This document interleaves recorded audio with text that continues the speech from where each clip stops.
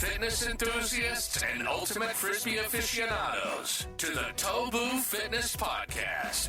Your guide to elevating your game and mastering the art of ultimate frisbee through the lens of strength and conditioning.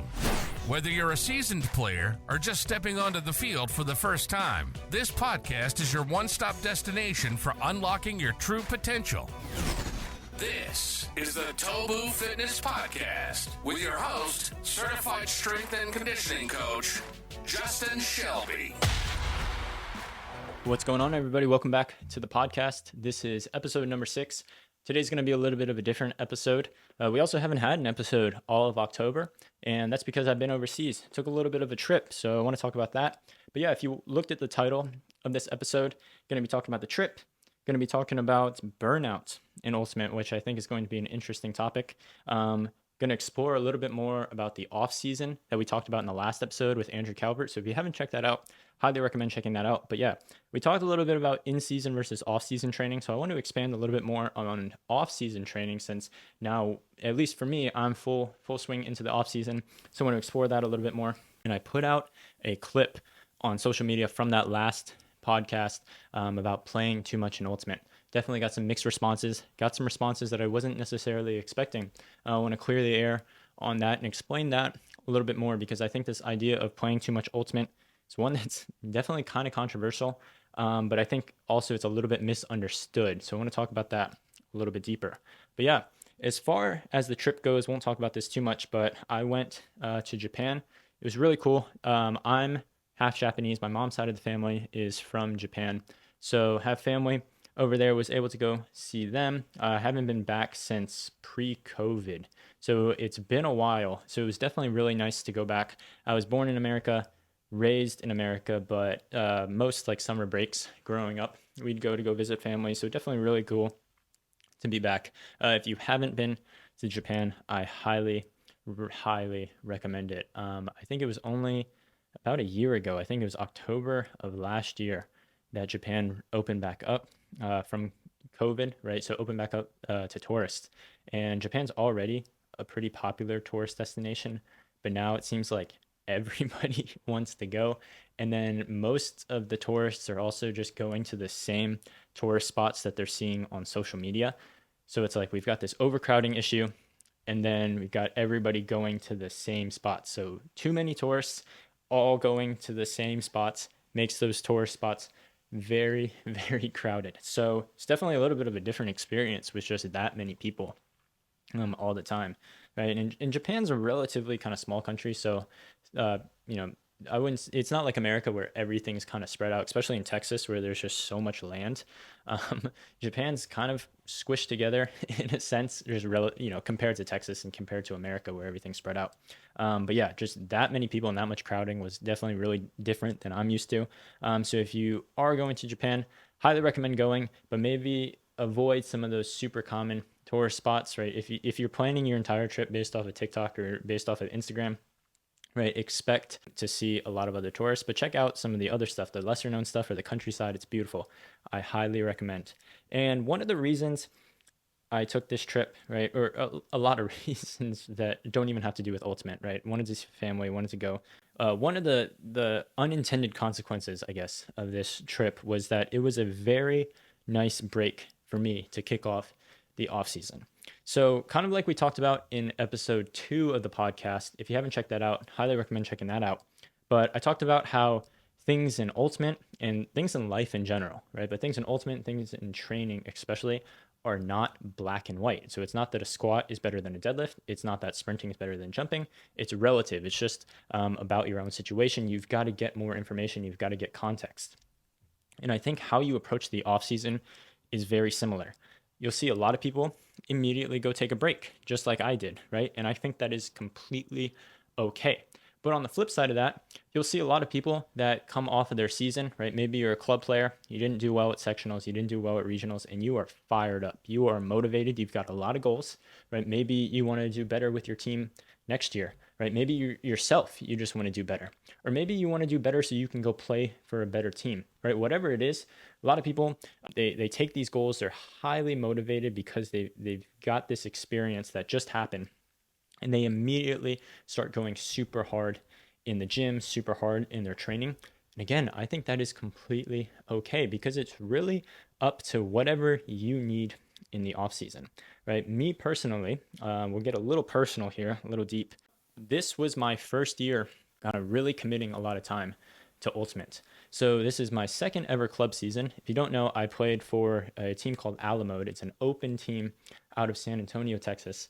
But I live in Austin, Texas. So it's about a 1 hour to 1.5 hour commute to practice one way. And I was commuting down 3 days a week. So I was driving about 2 to 3 hours a day just to get to practice, right? In a completely different city. And a lot of times where we were practicing at like 6:30 on the weekdays, right? So if I left at 3 to 4, in America, traffic is terrible, especially I feel like in Austin. If I left at 3 or 4, I'm hitting rush hour traffic. So now that drive becomes about 2 hours. So most days, right, thanks to the flexibility I have with this job, right, I was able to leave pretty early so I could go hang out somewhere in San Antonio, like a cafe or coffee shop or something, and I could work there, right? And then I could go to practice, and I avoid that really long commute because of rush hour, right? But at the end of the day, that's me planning an entire day around being able to go to ultimate practice. And again, I'm not trying to complain about it. I'm not trying to say, oh, pity me, right? I love doing it, right? I love doing it in the moment, right? Looking back on it, it was great. It was an absolutely great experience, right? But at the end of the day, it was a lot of time, a lot of effort, a lot of money committed into that, right? Another appeal for playing for this team this year, Alamode, was the fact that they were going to go to some travel tournaments. We went to Pro Elite Championships in Oregon, and then we went to Select Flight Invite in Ohio, right? So 2 travel tournaments. Again, more time invested, more money invested. Again, wouldn't trade it. It was a great experience, but that sort of thing wears on you after a while, right? It's a lot more time and effort and commitment than I've been used to in the past. We all know at Ultimate, even at the highest level, you're not really getting paid that much. And I'm not getting paid at all to play Ultimate, just doing it for fun. So I think with that, there was a lot more commitment than I'm used to. So definitely needed a little bit of time off from that. But then on the flip side of that, if you listen to episode 1 of the podcast, the intro episode, you'll know that TOBU Fitness didn't start being what it is now, like fully committed into Ultimate Frisbee, until December of last year. So December of 2022. So 2023 was really the first year that I was full time into TOBU Fitness. And again, I'm all about Ultimate with this business, with this page and all the content I create. So it's pretty much a lot more commitment into me as a player, and then a lot more commitment into me as a coach, a trainer, and a content creator, right? That's all about Ultimate.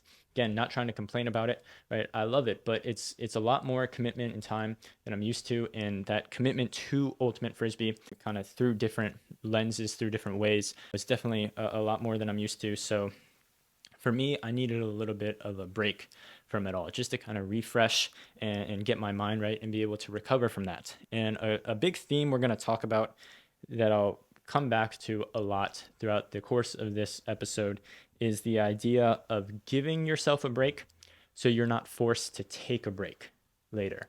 You can think about that with injury prevention. You're doing some sort of injury prevention exercises so that you're preventing an injury in the future, right? That's why people do a cool down, or that's why they do a warm up. They're doing that stuff so that they can prevent some sort of catastrophe from happening, right? And it's the same kind of idea with this. I'm giving myself a break now so then I don't burn out and force myself to take a break, right? Either force myself or my body forces me to take a break, right? Giving myself a break now so that, things don't just completely fall apart, and trying to kind of stay disciplined and give myself that break so that I can avoid that burnout later on. So I think the idea of taking a break in whatever situation you're in, I think is completely okay. If you're a club player, a college player, an elite player, if you're just playing league for fun, you need a little bit of a break, that is completely okay. Don't look at the people that immediately go back, put their head down and start grinding and think, oh, I'm missing out on that, or that's what I need to be doing, and feeling guilty.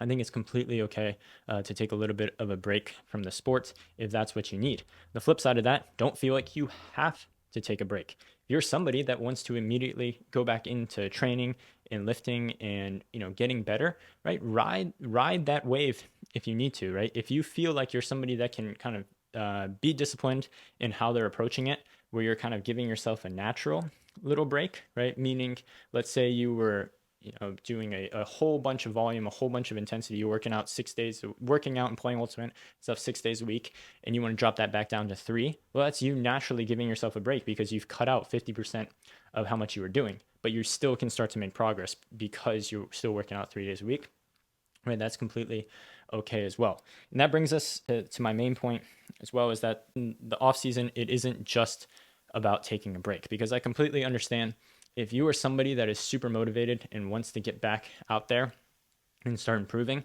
and then someone like me comes along and says, hey, you have to take a break, right? That seems super counterintuitive, and you would probably not want to do that, right? You wouldn't want to take a complete break from training just because you're quote unquote supposed to when you're super motivated, right? That doesn't really make sense.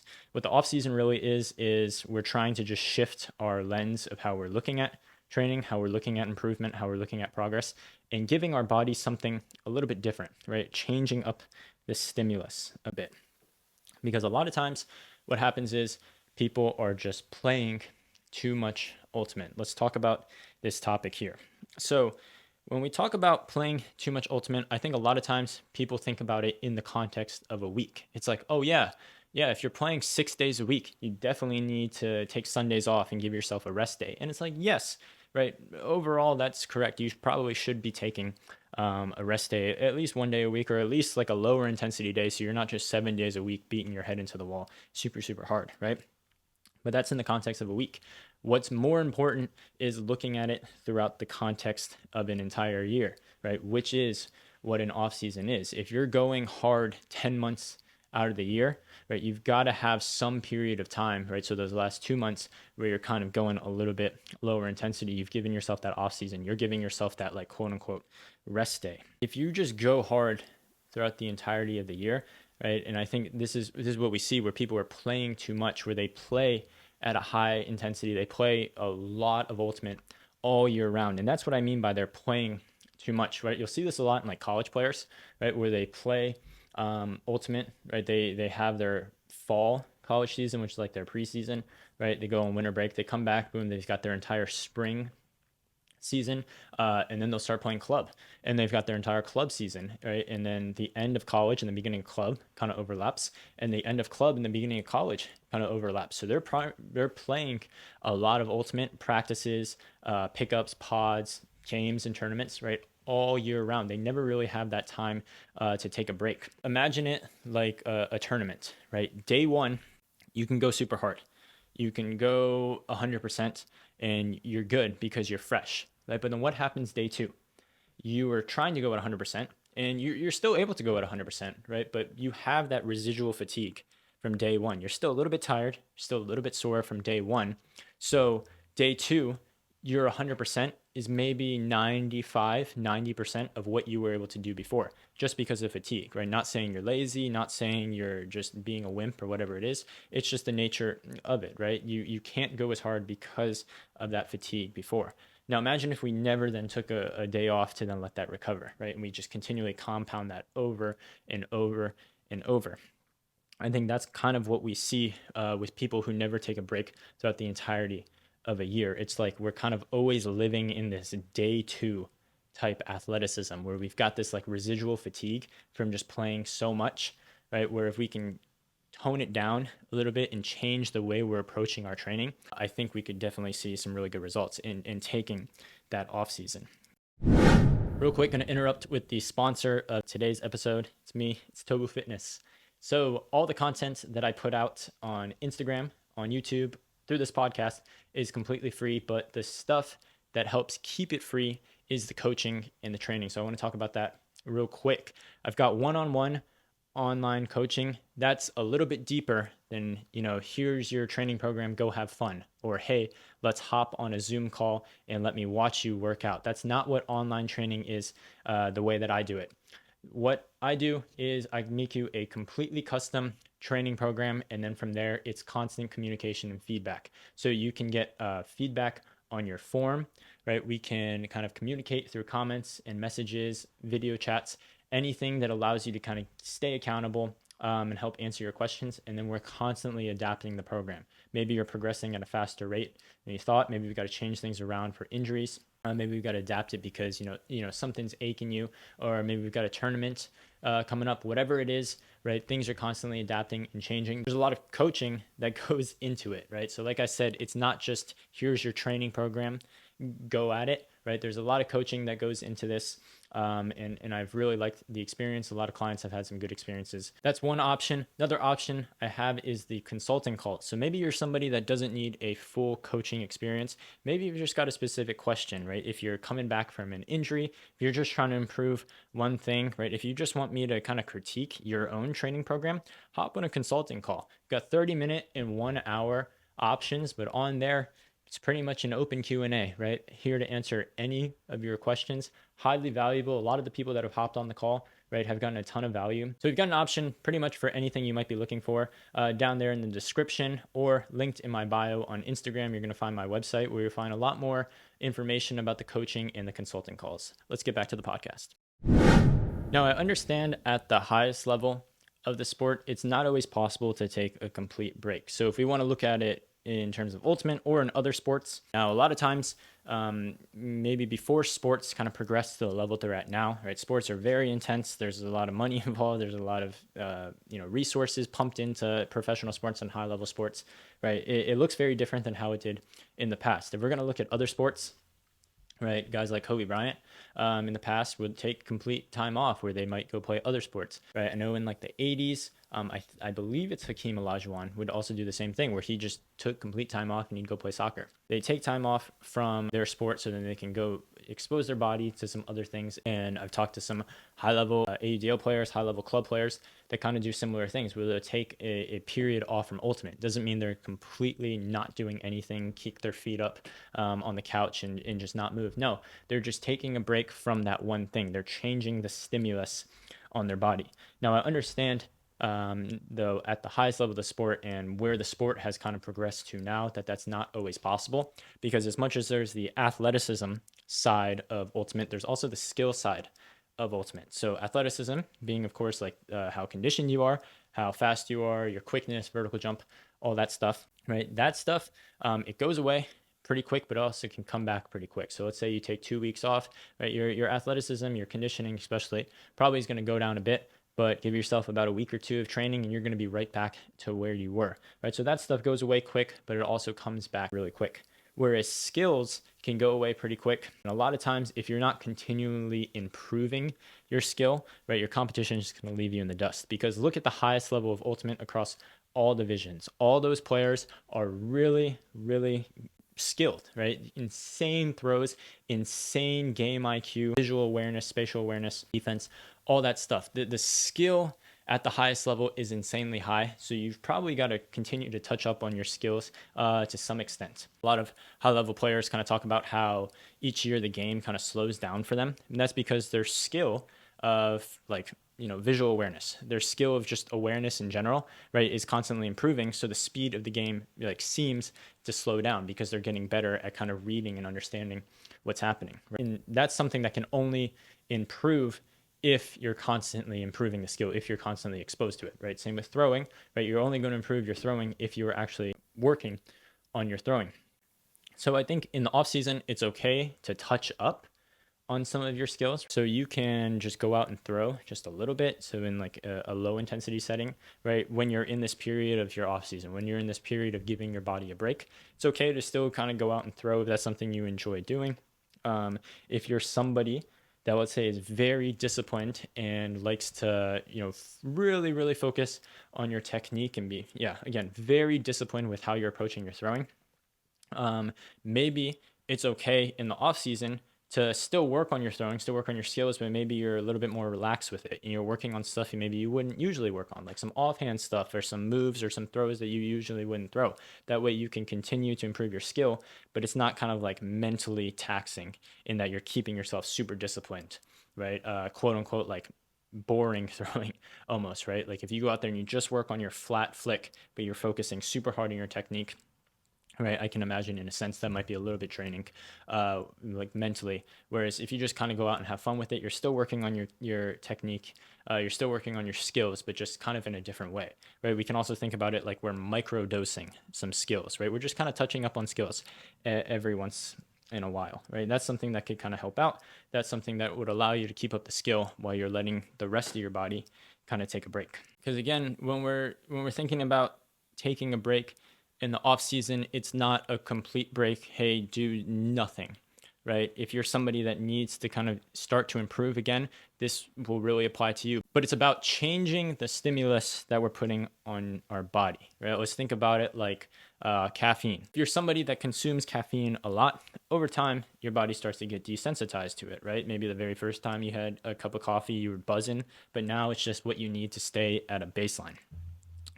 If you take a little bit of time off from drinking caffeine and then you start drinking caffeine again, right, maybe it starts to affect you a little bit more. Maybe your body's a little bit more sensitive to caffeine because you desensitized yourself for a little bit. Or if we want to think about it like in training terms, let's say you're somebody that does 3 sets of 10 on squats all the time, right? Maybe at first your weight was going up each time. You were doing 100 pounds and you do 110 pounds. Boom, you kept going up by 10 pounds each week. Then eventually you started to plateau, let's say at 150 pounds, right? And you start to plateau, you're plateauing. It's becoming very, very hard to improve your strength, right? And improve how much you're lifting at 3 sets of 10.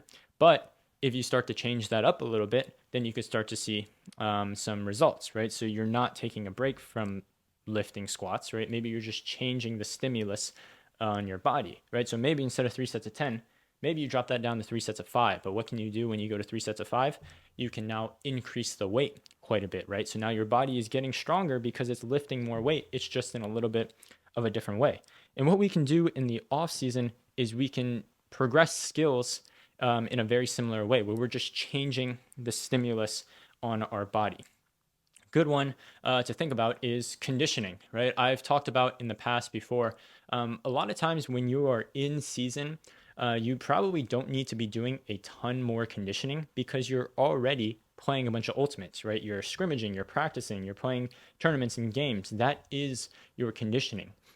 So you're already getting a lot of conditioning, but also it's just kind of difficult to add in a lot more conditioning because conditioning is taxing. It leaves you tired, it leaves you fatigued, and you need time to recover from that. But if you're constantly playing, if you're constantly practicing, you don't really have that much time to recover. So sometimes, right, adding more conditioning can be redundant. And let's say you wanted to improve like your 5K time. You wanted to improve your marathon time if you're a marathon runner, right? That might be hard in season because of the amount of time you're already playing, you're already training, right? You can't add in like a whole 5K training program on top of practice, let's say 3 or 4 times a week, plus league, plus games. You get the idea, right? But what happens in the off season, right? We can still train your conditioning, but now because we've taken away the amount of playing, now we can really ramp up our version of conditioning training, right? We can really add in our way of wanting to train. Because in season, right, we were training conditioning just by playing, but now we can do it our way by doing like a training program, right, where we can really improve our conditioning, but in a very controlled way. When I say our way, I'm not meaning like my way of programming. I'm just meaning like we have control over it, right? If you wanted to implement your own 5K training program, if you wanted to implement your own conditioning program, right, that's our way. Like we have the control rather than just kind of letting the amount that we're playing and the amount we're practicing kind of dictate our improvement in conditioning, right? So that's a good example where in the off season, then you can start to improve your conditioning in a very controlled way in your own way, right? And also another example is like jumping. For example, let's say you're somebody that wants to improve your vertical jump. Well, it might be hard in season to get a ton more jumping training in and really high quality jumping training because you're already doing kind of a ton of jump volume, right? Again, practice, pods, mini games, tournaments, whatever it is, you're doing quite a bit of jumping, but usually it's just while you're fatigued, right? You're also doing a ton of other stuff like your sprints, your cuts, your cuts, playing defense, stuff like that. So it would kind of be hard because of the amount of fatigue and just the amount of overall volume to make huge improvements on your jumps. But what happens in the off season, right? We're taking away how much we're playing, how much we're practicing and stuff. So now you could incorporate like a full training program with the aim of improving your vertical jump, because since you don't have as much of that overall volume from playing, right now you can recover and you can be in control of the intensity of the volume, and all that stuff. And you can start to make sort of improvements, right? So that's how I would like you to think about the off season, is now you are in control. You can do it your own way, in progressing these own skills. You don't have to worry about all the other fatigue and all the other volume and intensity that comes along with how much you're playing, practicing, stuff like that, right? You can control it in your own way. And I think that's good, so that one, you can start to work initially on peak efforts, so to speak. So what I mean by peak efforts are when you're doing a jump, right? When you are fresh, when you are at 100%, right? How high is your vertical jump? That is your peak effort, right? When you are fresh, when you're at 100%, right? How fast can you sprint 50 yards? That is a peak effort. Peak efforts are good because, that shows you what your body is fully capable of. But peak efforts aren't always representative of what we need in game, because a lot of times in game, right? Back to our example of like day 1 versus day 2, right? A lot of times we are fatigued, right? Or if you're pretty far into the game, like if you've already played a couple of points, right? You're naturally not at 100% because you've already started to do stuff. So peak efforts are great for training, right? I think they're a good way to kind of measure how you're improving. And I think it's good, maybe in the beginning of the off season, right? You're starting to kind of work on, okay, let's improve some of these peak efforts. But over time, then as we progress closer and closer to the season, okay, we've worked on our peak effort. We've got our peak effort better. I've got my max vertical jump a lot higher. I've got my sprint speed better. I've got my change of direction a lot better.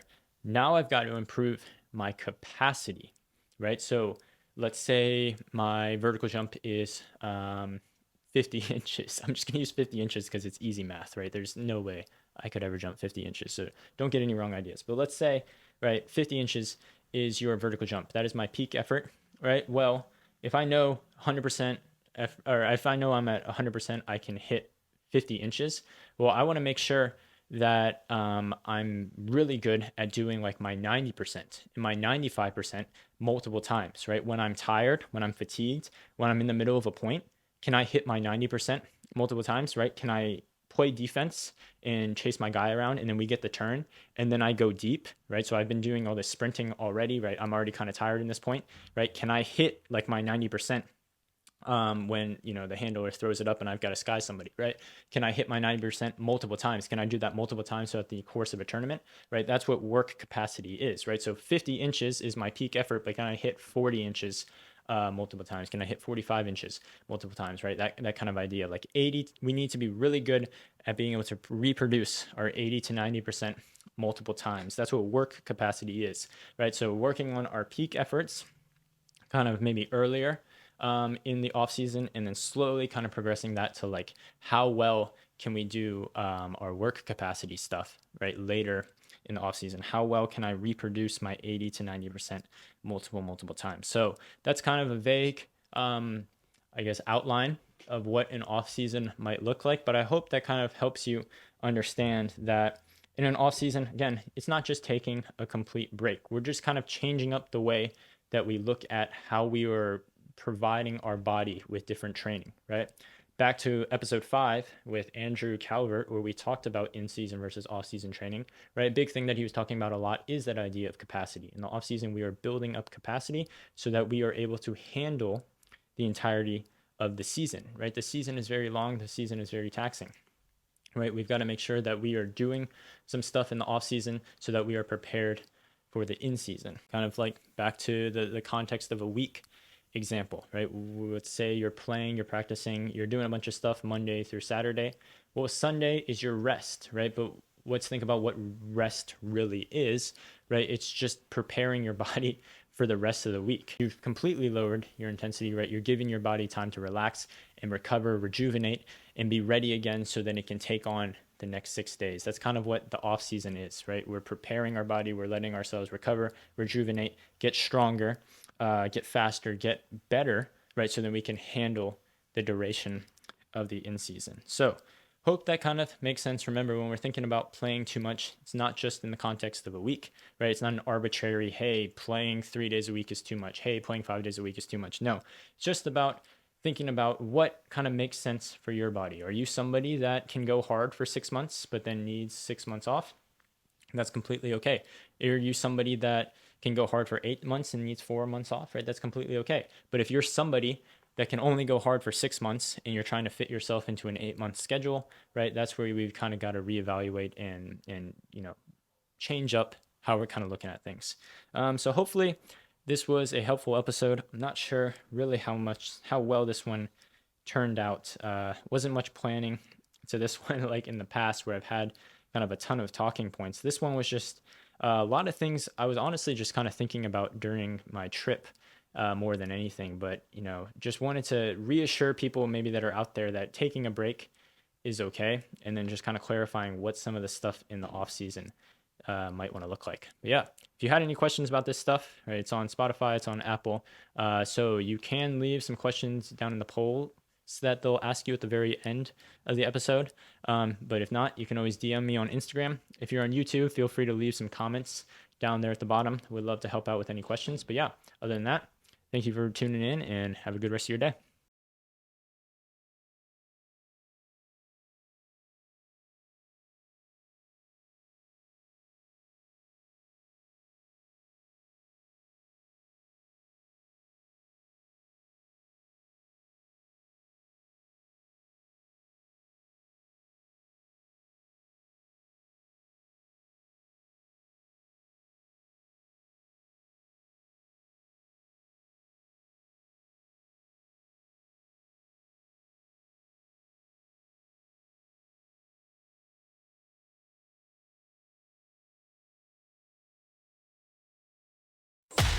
You've been listening to the TOBU Fitness Podcast.